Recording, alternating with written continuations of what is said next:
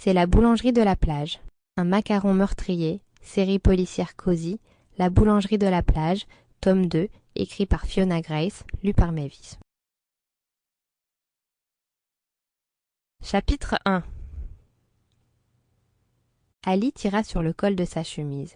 Il faisait une chaleur étouffante dans la petite cuisine de sa boulangerie, même à 8 heures du matin. Toutes les fenêtres étaient ouvertes, ainsi que la porte arrière, mais elle transpirait quand même des litres.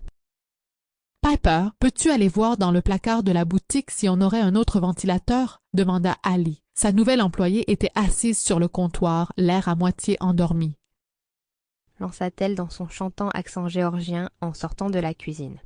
2 semaines s'étaient écoulées depuis qu'Ali avait rencontré Piper dans ce relais routier, et sous l'impulsion du moment, lui avait proposé un job. Piper avait paru aussi surprise qu'Ali elle-même.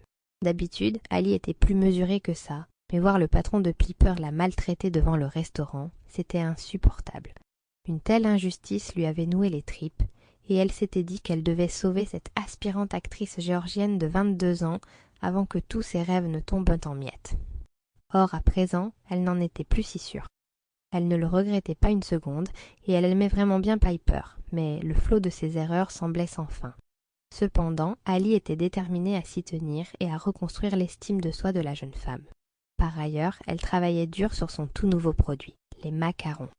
Sa dernière aventure avec les cupcakes avait attiré dans sa boulangerie une grappe de nouveaux clients et fait connaître Dessert de la mer, devenu un lieu de passage obligé pour les touristes sur la promenade de Willow Bay. Mais Ali savait qu'une seule spécialité ne suffirait pas à maintenir l'intérêt.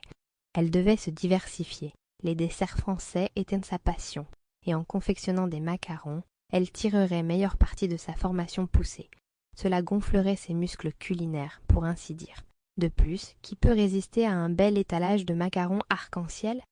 En fait, c'était Jenna, des bouquineurs, qui lui en avait donné l'idée. Sa boutique était ornée d'arcs-en-ciel, et les gosses adoraient ça. C'est pourquoi Ali ne se souciait pas vraiment de la chaleur.